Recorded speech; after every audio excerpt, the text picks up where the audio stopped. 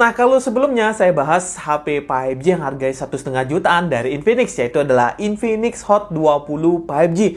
Nah, kalau kalian nyari yang lainnya lagi, ini saya ada satu ini, yaitu adalah Sharp Aquos P6 5G. Nah, spesialnya ini pertama kali launching harganya mahal banget, yaitu sampai 3 jutaan. Sekarang dijual cuma 1,5 jutaan. Kalau Infinix Hot 20 5G itu 2 jutaan. Jadi ini paling mahal ya. Saya penasaran banget nih dengan spek dan build quality. Tapi kalau masalah build quality sih Sharp bagus mestinya ya. Nah, kalian pasti penasaran banget nih tentang HP ini karena jarang banget ada yang bahas. Langsung aja saya share video sampai habis ya. Saya mau pindahin dulu kamera ke atas buat unboxing.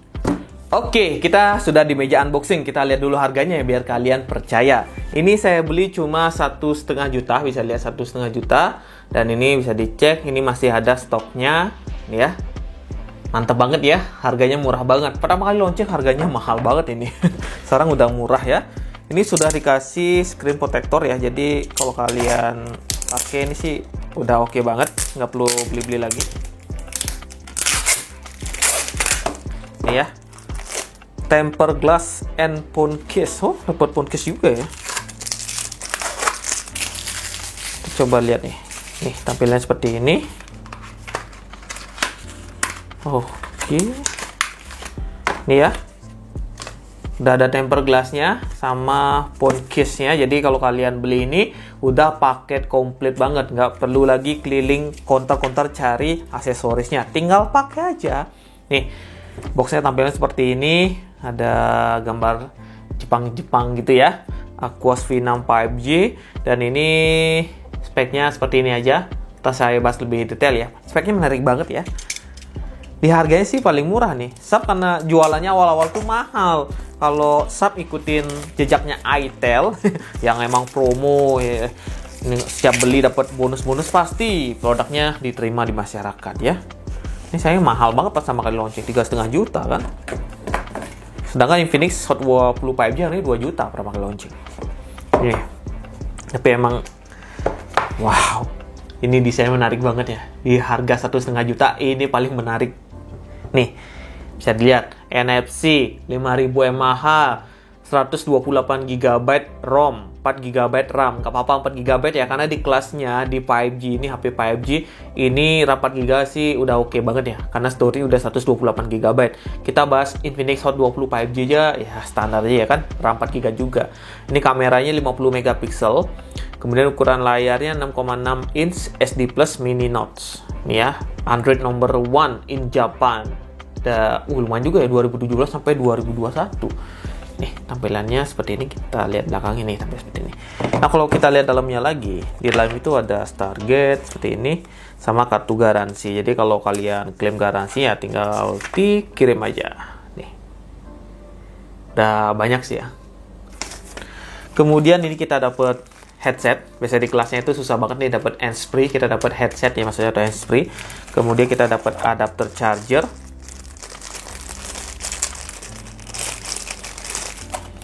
Kalau ini sih outputnya maksimalnya di 10 watt ya, belum fast charging banget ini. Masih di 10 watt di 5 volt 2 ampere.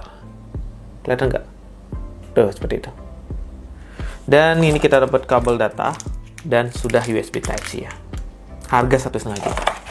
Dan ada SIM ejector sini. Untuk SIM ejector seperti ini. Oke, kita lihat unitnya nih. Kita kletek bagian depannya. Mantap. Ini belum terpasang screen protector ya atau tempered glass, kalian harus pasang dulu.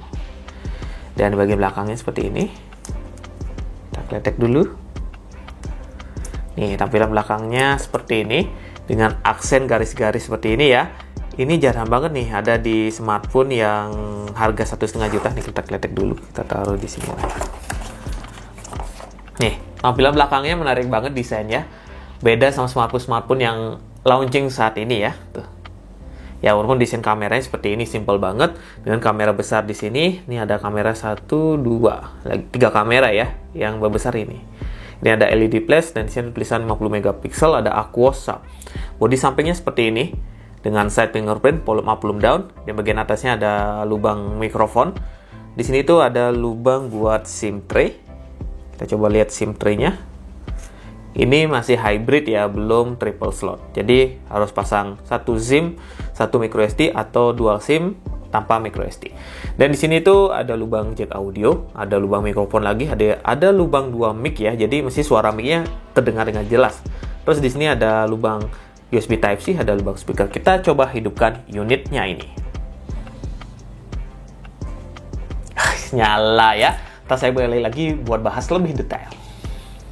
Nah, ini dia tampilan awal dari HP terlaris atau HP nomor 1 di Jepang ya. Dan ini di tahun 2023 kalian bisa beli, harganya ngiler banget cuy. Di 1,5 juta aja untuk varian 4 per 128 GB sudah 5G. Jadi ini termasuk 5G termurah.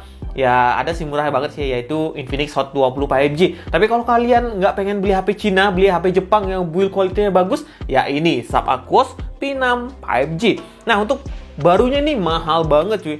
Barunya ini harganya 3,2 juta rupiah. Lumayan ya. Ya sekarang harganya cuma 1,5 juta. Nggak dari awal ngeluarin HP yang harganya 1,5 juta spek seperti ini. Kan laris banget kayak Itel ya.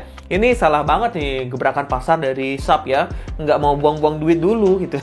Kayak Itel kan emang jojoran banget. Dan sekarang udah dikenal. Kalau dulu mereknya apa nih? Itel gitu ya. Sekarang Itel gitu. Udah di masa orang itu storage besar, harga murah gitu ya. Nah, kalau Sharp belum bisa bikin image secara seperti itu ya.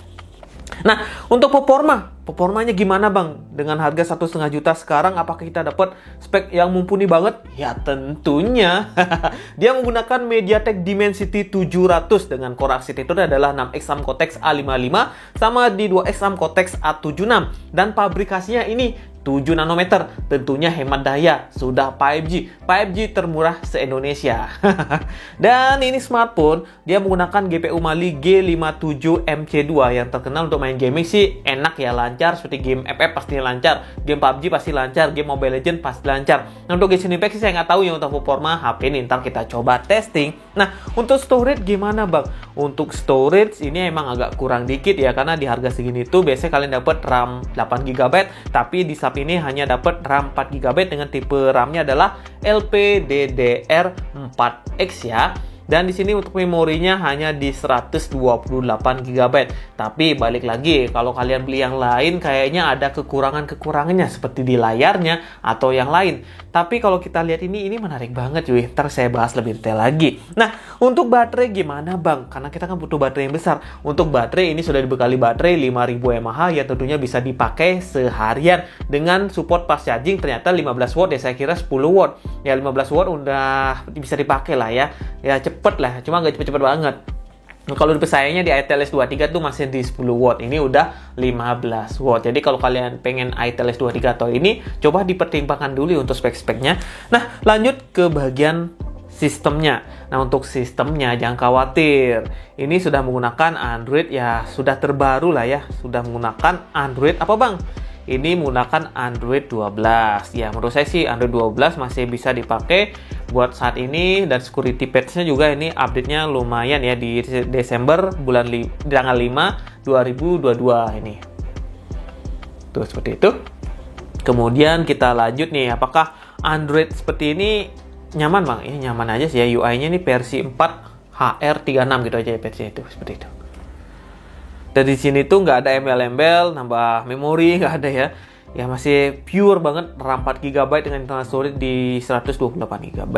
Dan tipe RAM-nya adalah LPDDR4X. Ya lumayan lancar-lancar aja. Pakai gini-gini aja sih masih nyaman lah ya, nggak terlalu reload ulang. Nah, kita lanjut ke bagian layar. Nah, untuk bagian layar gimana bang?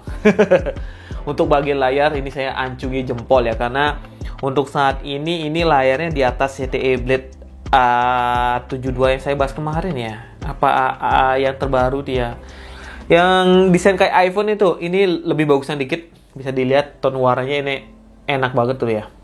Warna hitamnya juga pekat, bisa dilihat warna hitamnya ini pekat. Dan warnanya gonjreng juga. Kalau kita bandingin sama produk dari Infinix atau Itel, ini tone warnanya saya seneng banget.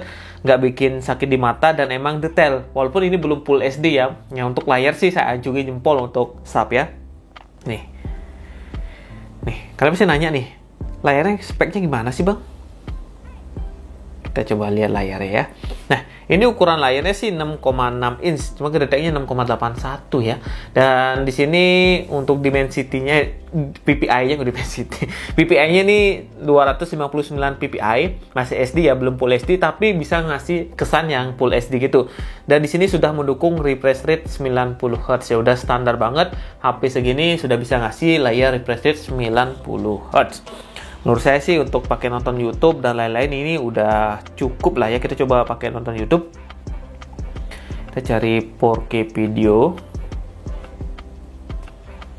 Cari ini. Dan ini suara speakernya mantap cuy. Tuh. Enggak cempreng-cempreng gitu. Enggak kesan HP murah. Oke sih. Coba dengan iklan lagi nih ya, kayak gini lah suara speakernya.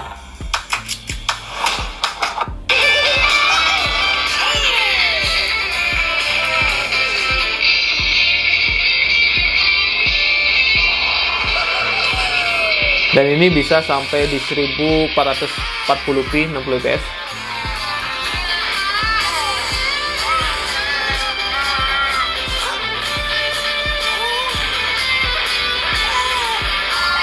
Dan ini enak banget sih ya, layarnya jernih dan bisa sampai nontonnya di 1440p 60 fps. Ini lebih detail seperti ini. Yo, menarik ya, suara speakernya juga menarik ya, nggak ceprek-ceprek banget, nggak ngebas-ngebas banget juga, pas lah itu ya. Kalau sekedar buat entertain ini udah cukup banget menurut saya nih.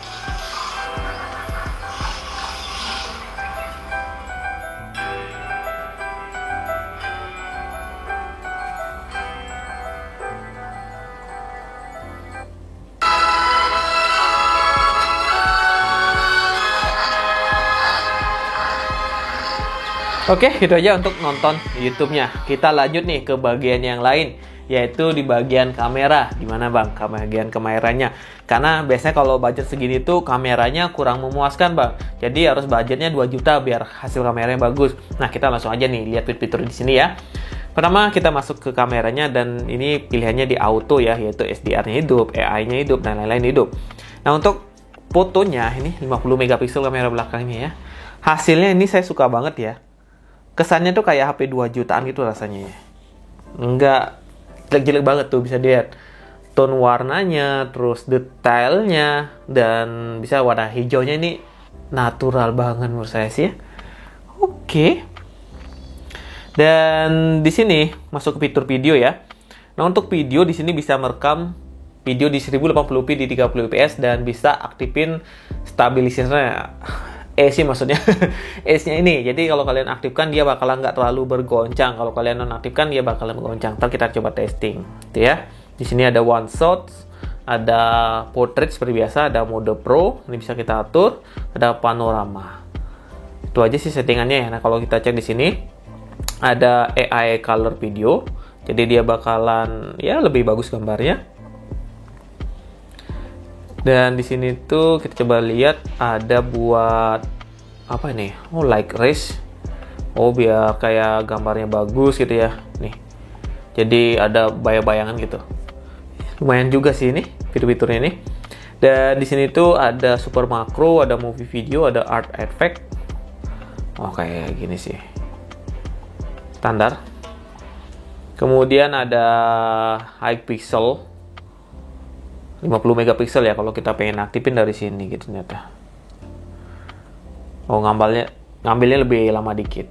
Ya hasilnya sih cakep juga ya, lebih detail aja sih rasanya. Kemudian untuk kamera depannya hanya 8 megapiksel aja.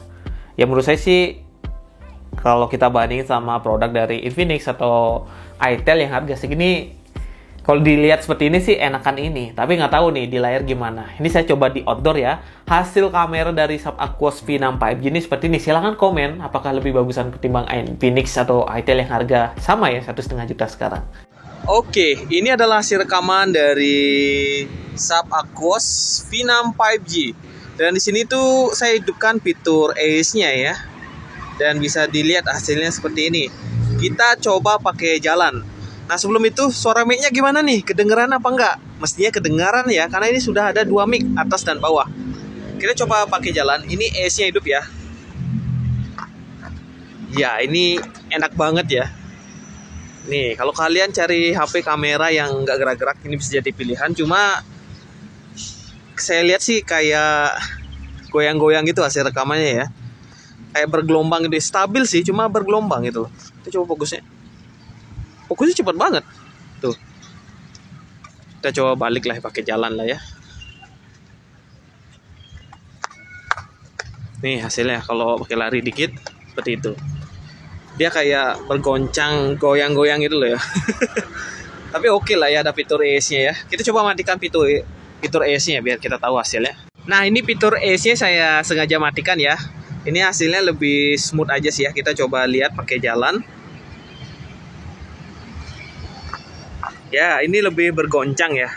Kalau tadi tuh emang nggak bergoncang, cuma kayak rasanya gimana ya? Kayak bergelombang gitu sih. Nah kalau ini emang geter-geter gitu ya. Gitu.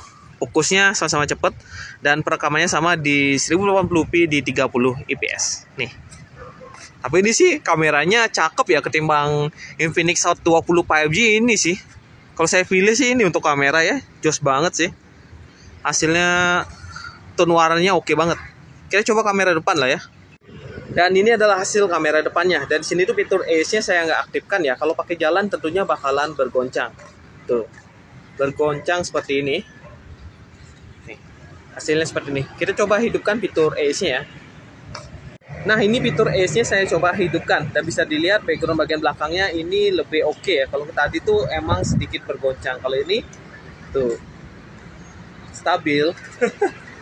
Harga cuma 1,5 juta bisa ngasih hasil kamera sebagus ini. Ya. Tuh. Cakep nggak? Silahkan komen di bawah, sama suara mic-nya silahkan komen di bawah. Nah, saya coba untuk hasil fotonya ya. Untuk hasil foto dari smartphone Sharp Aquos V6 ini seperti ini.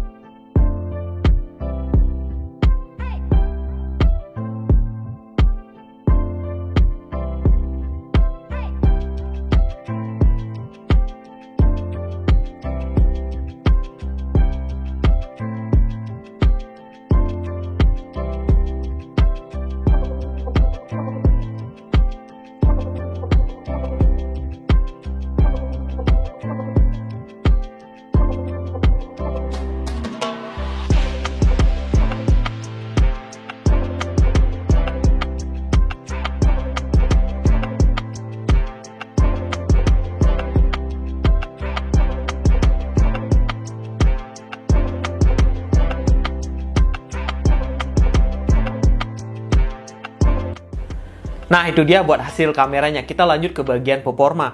Dimensity 700 dapat skor Antutu berapa sih, Bang? Nah, kalau saya cek di skor Antutunya ini hanya dapat di 276.000 ya. Saya menggunakan Antutu versi 10 yang light. Dan ini kalau cek lebih detail dapat skor CPU-nya di 84.000. Kemudian GPU-nya dapat di 58.000. Dan memori dapat 54.000 dan UX-nya dapat 79.000. Dan di sini saya coba buat GPU Mas Benchmark, ini dapat skornya hampir 1 juta ya, bukan hampir 1 jutaan lebih. Mesti sih kalau GPU-nya segini main gaming sih lancar-lancar aja mestinya, karena kalau dapat skor sejutaan itu ya main gaming ya seperti game PUBG Mobile Legends tuh pasti dilibas. Oke, kita lanjut nih buat cek-cek yang lain, yaitu adalah fitur-fiturnya, mulai dari multi torch-nya dulu. Nah, ini sudah 10 sentuhan ya. Kalau di brand lain tuh masih 5 sentuhan, kita dapat 10 sentuhan di sini. Terus di sini tuh ada side fingerprint. Jadi kalian bisa aktifkan di sini, dan di sini tuh ada NFC. Jadi udah komplit banget untuk harga segini. Gimana menurut kalian dengan speknya? Menarik ya? Ya, kalau menarik silahkan cek link ada di deskripsi.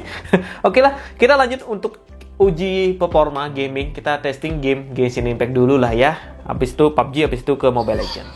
Game pertama kita testing adalah game Genshin Impact, dan bisa dilihat nih, kalau Genshin Impact sih bisa dilihat layarnya enak banget sih ya, gonjreng banget warnanya, nggak terlalu pucat. Kalau kita banding sama iTeles 23 ini jauh banget rasanya. Dan ini disentuhnya juga enak, nyaman aja sih, nggak ada yang masalah. Jadi untuk bagian layar ini bisa diadukan nih sama layar yang sudah Full HD. Dan di sini juga lancar ya, nggak terlalu ngelag banget. Jadi Dimensity 700 dengan RAM 4GB masih bisa lah main game seperti ini. Walaupun settingannya di lowless, bukan di high. Rubah karakternya cepet. Cuma kadang-kadang ada ngelag dikit sih. Tuh, ada ngelag dikit ya.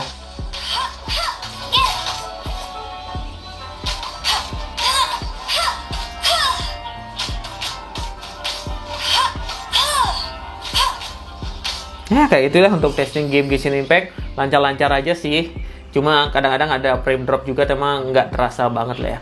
Game kedua kita testing adalah game PUBG Mobile. Game kedua adalah game PUBG Mobile. Nah untuk game PUBG Mobile kita dapat settingan di mentoknya di balance ultra ya, atau di SD high. Kita coba SD high aja lah biar sekalian ya. Terus style realistic dan anti lacingnya 2 kali. Dan bisa dilihat ini deh, kelihatan ya. Asik banget loh warnanya, cerah gitu loh ya. Ya enak lah ya kalau pakai main gaming. Kita coba cerahin lagi ya untuk brightness-nya. Nih hasilnya seperti ini.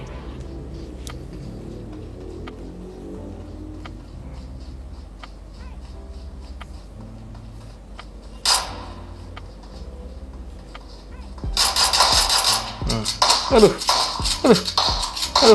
ulang nih. Walaupun pakai pistol kecil. Lawan bot ya, bukan lawan asli.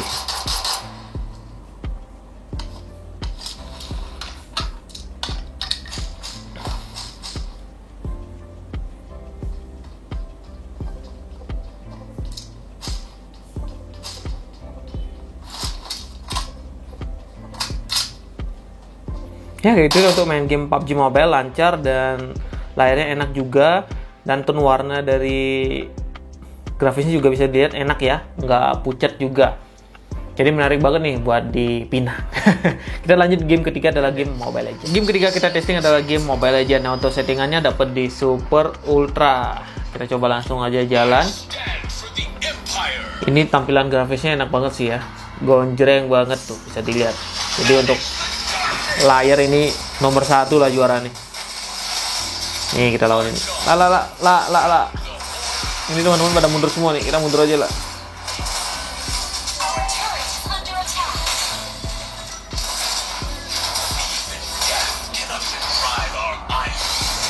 Suaranya juga enak sih ya. Wah, ini kita masuk aja lah. Matilah saya nih.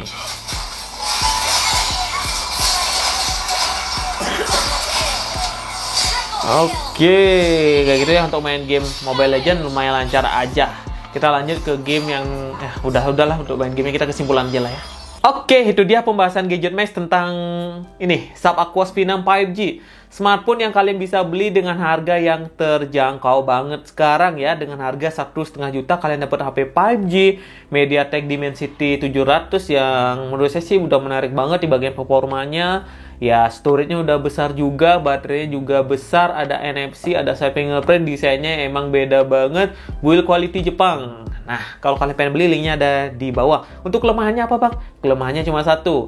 Ini kelemahannya mungkin belum fast charging yang cepet-cepet banget, masih 15 watt, kemudian RAM-nya kecil 4 GB. Ya, baterainya 5000 mAh, belum 6000 mAh, itu aja kelemahannya ya. Yang balik lagi harganya sudah terjangkau banget. Kalian dapat HP premium yang beda banget.